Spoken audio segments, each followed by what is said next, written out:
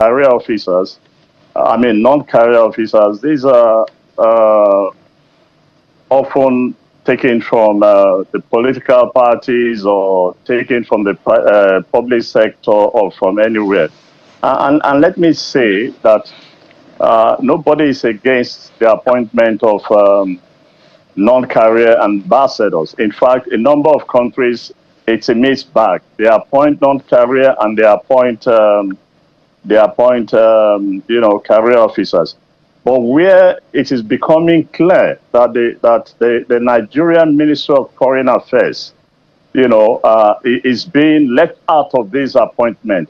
Officers of the ministry, those who have spent the last 20, 25 years of their lives, in the diplomatic service. They've been trained, they've been taken through all kinds of posting in preparation to be able to represent Nigeria incredibly well.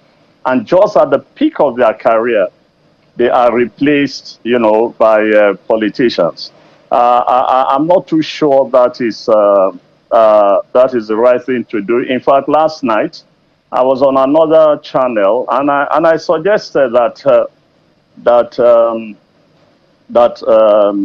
I made two suggestions. Number one, I said that look, if this is what we want to do with Nigeria, we could as well begin to appoint politicians as chief of staff of the military establishment, because this is exactly what is being done. But if you think that that is ridiculous to start with, this is also the appointment of a number people, who by any standard have no business being in the diplomatic service. That's how ridiculous it is. I'm comfortable with some names on the list. But the truth of the matter is that the bulk of the people on the non-career list, it's a bit, it's a bit disturbing. Are these the kind of people we want to represent Nigeria? You have people who, if justice has prevailed and if this country has been run properly, and the rules of the game are obeyed, they actually should be cooling their heels in the walls of the prison and not being sent out as ambassadors. You have people who have governed their states. They were absolute failures. They showed no leadership when they led their states, and the governors who took over from them are struggling to repair the damage they've done to their states. Those are the kind of people you are being rewarded, either because they have helped you to destroy other political parties and the rest of it. No.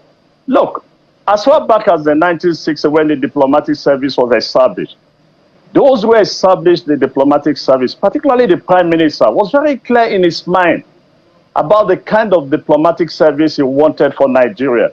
He wanted a very competent foreign service. He wanted an independent foreign service. He wanted officers of the foreign service to be well trained, to be able to compete favorably with their peers all over the world. And the first generation of those recruited into the foreign service, and for a long time, met the criteria until the politicians came and started what they are doing today. And the second point I made was to appeal to the president. I hear there's another list that will come out. I don't know if it's true. I beg the president, for goodness sake, for the sake of the officers in the Ministry of Foreign Affairs today, to please ensure that the next list contains no other names but the people from the Ministry of Foreign Affairs. These officers are demoralized. Tomorrow somebody will accuse them of being unpatriotic. But the truth of the matter is that they are disappointed after, being prepared. They've gone through, the training and preparing themselves, and at the heights where they are supposed to be appointed. You now think that they are not qualified to represent the country. You have a set that have retired that have retired 2 years ago. All these officers, as Nigerians today, are very bitter